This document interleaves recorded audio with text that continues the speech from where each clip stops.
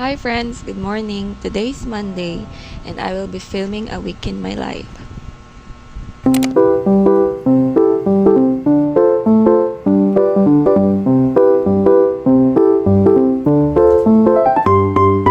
This morning, hindi ako nagigilamos ng face kasi nasa baba yung CR and maaaring daw yun na nagbabasa ng mga mata. Let's go. Okay. Next, let's fix our bed.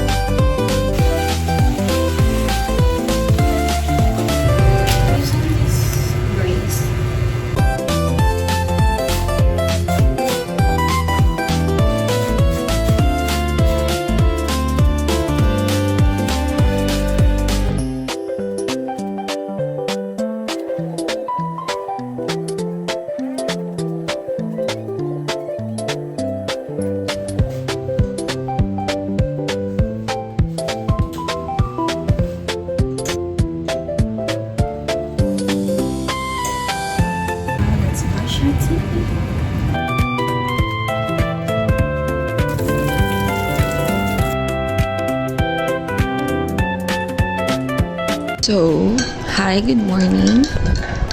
I'm back from talking kasi kanina inuna ko muna yung mga kailangan gawin.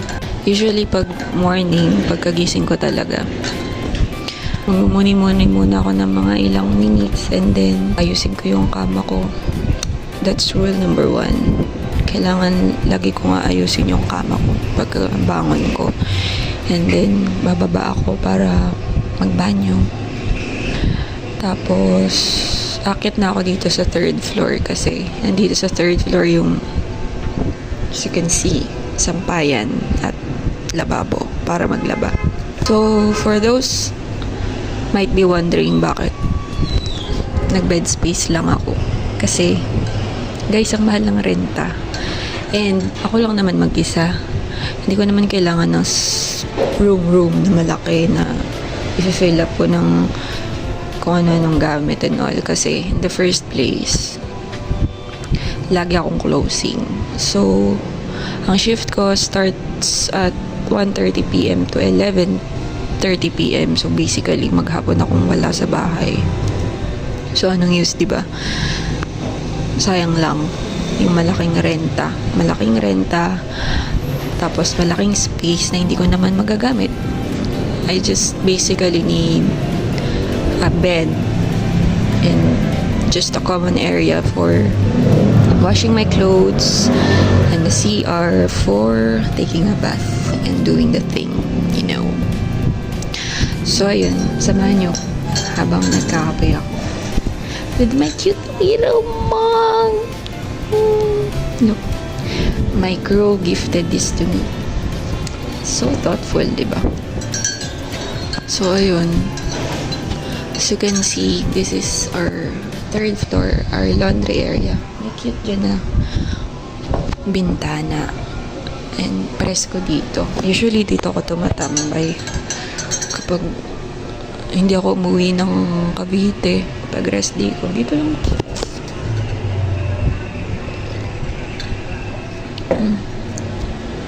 Nagano lang ako 3-in-1, pero usually black coffee lang ako with konting sugar.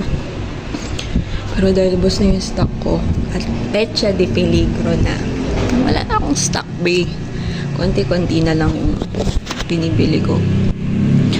So I'm recording with my phone dahil wala pa akong mic. Bakit wala pa akong mic? Kasi ayoko muna mag-invest. Kasi hindi pa naman ako like fully invested sa YouTube.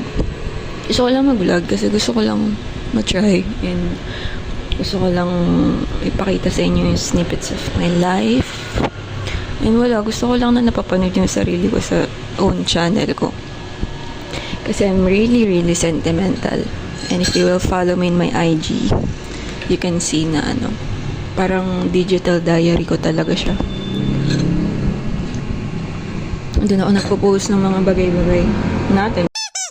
Maraming, alam mo naman, maraming marites. Sa IG, mas gusto ko talaga mag-post. Usually, nandun yung mga ko, updates and all, ganap sa life.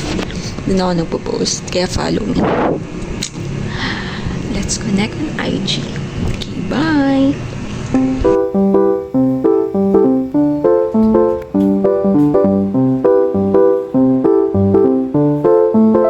Anyway guys, for my clothes, it only fits here.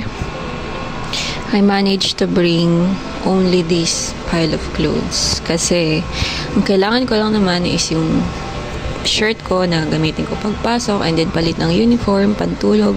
That's it. Kailangan ng maraming damit. Kasi, ewan ko, hindi ko lang yung thing na marami akong damit. And yung iba kong damit nasa Cavite nga. Mostly of my things are in Cavite.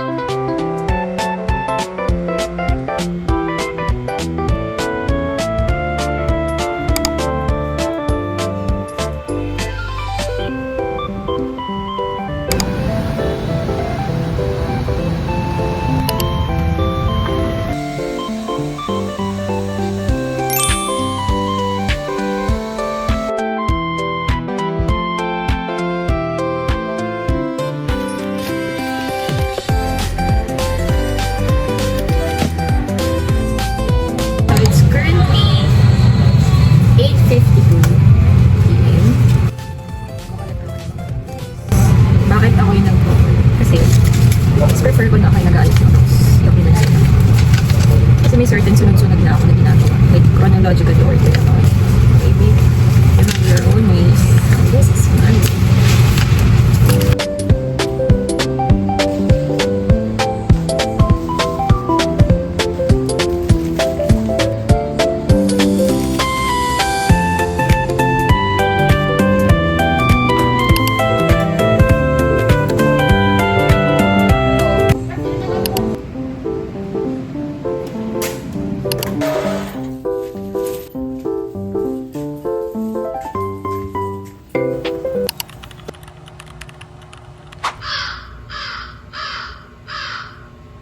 Hi, good morning. Day 2 of my life.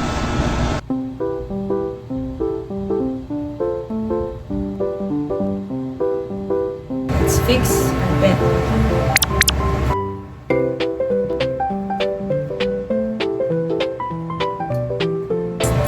Let's do our laundry.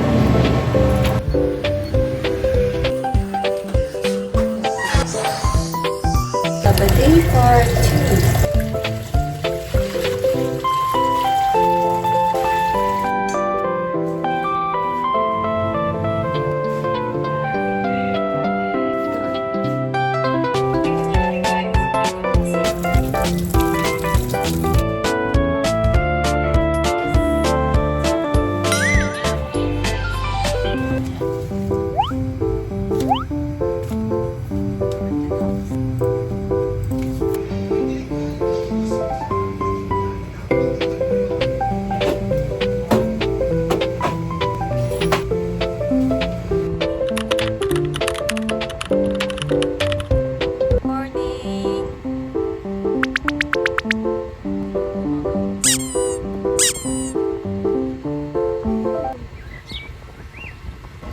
Guess what ko anong hawak ko? Kayo, ba't ito pa rin ang suot ko? Yep, inulit ko siya. Yep, may bago na akong bag. Kasi, itong work bag ko for 2 years na. Simula pa nung nag-office 2024. Bibigay ko na siya sa kapatid ko. Sorry. This one. kasi mas bagay siya sa kanya. Student pa lang siya eh. Ito kasi parang gusto ko na ng practical na bag. Let me know in the comments kung gusto niyo gumawa ko ng what's in my bag. With sling. Sobrang lutang ko, guys. I don't know. Dahil kasi kagigising ko lang. By the way, this is from Kosei. Bahala na kayo kung paano ba i-pronounce yun. This one. Wait. This brand. Kosei. Retails for 199. Pero mura ko na siya nabili sa Shopee with vouchers. Okay, bye!